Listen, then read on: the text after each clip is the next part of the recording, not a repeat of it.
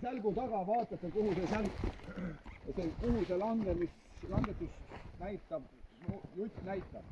Ei ole vaja siin niimoodi olla ja vaadata siit. No sa ei ole kindel, et ta näitab sinna.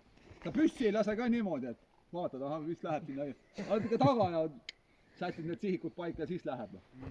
Saeg on samamoodi.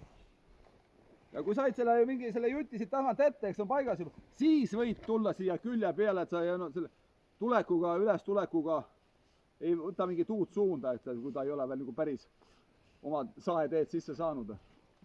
Lõikad ta niimoodi enam-vähem eest, ole hea, kui ta ikka korras loodiseks ja siis siit külje pealt nurgad kokku, põmm, eest välja ja vaatad sealt ülemisest lõikest sisse, et sa näed, kuhu see plaat läheb, et ta ei läheks siia kuskile tahapoole või ülespoole või kui tuleb kõrgemalt, et sa siis ei lõikasid huupi kuhugi jälle taha sisse minema, et lõiked peaksid olema puhtad, mis kokku lähevad.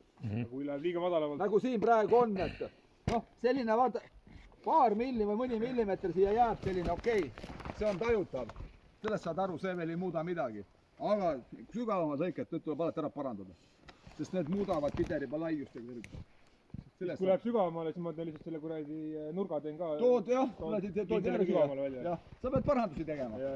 Aga sealt see ongi, sealt tulebki see, et kõigepealt võtad selles ettelõike sügavuseks 1/5 enam-vähem. Ja siis kui on vaja parandusi teha, siis ta läheb sinna 1/4 peale. Aga kui sa kohe paned tuivalt minema, siis varsti olla tulla poole puu peal väljas. Et seda on vaja jälgida ja silmavõõtu on vaja natukese harjutada, muud ei olegi. No kui see on tehtud, siis võid hakata tagant saagima, juhtu midagi. Aga kui tagant hakkad saagima sellist puud, kust põhimõtteliselt korraga läbi ei ulatu ja sa tahad kindlasti, et saad kasutada turvaliselt langetuslabidat või kiile, siis lõikad siit umbes niimoodi puu läbimõõdus 2/3 teed pideribani ära. See osa jääb siin praegu lõikamata nagu näiteks. Et too aitab seda puud püsti hoida, see puu ei tule ei tagasi, ei lähe ette, ei külje peale mitte kuhugi. Nii. Te tuled niimoodi, et sa tuled mootori osa, sa ei ole niimoodi päris seljakili tule, ei ole vaja. Aga et sa tunned, et see mootori osa on eespool, said siit oma laiuse paika enda poolt, nüüd keeran pideribasse, sõksti niimoodi paralleelseks. Tehtud, tagant koor ära, labida või kiilu koha pealt, tuled ise teisele poole. Kui puul on jämedus, nagu praegu siin on, siis saan tulla siit samas kohe sisse, lõikan jälle mootori poole ette ja paralleelseks. Ja kui on tehtud, siis kui ta ei läinud ära, siis lavidas pihku ja tõstan või on vaja kiilu taga vajutada tagant survet. Enne teen lõike lõpuni ära mõlema poolt kuni pideribani, siis hakkan kiilutama, enne mingi kiilu toppe ei ole. Lihtsalt lööd talle surve takka, et on olemas ja kõik. Sa ei pea teda taguma, ta ei lähe ju kuskile, tal on ju kinni veel. Ehk siis see kiilu paneb siis, kui mõlema poolt on ikka pideriba tehtud? Ei, sa lööd selle ühe kiiluga, paned selle kiilu, toestad ära sinna, et kiil on kinni, et ta sealt välja ei kuku. Aga talle suurt survet veel taha ei tao, siis ta ei lähe kuhugi. Sa peksad lihtsalt kiilu, ei ole mõtet. Aga kui see puu on nii palju peenikene, nüüd kuulake.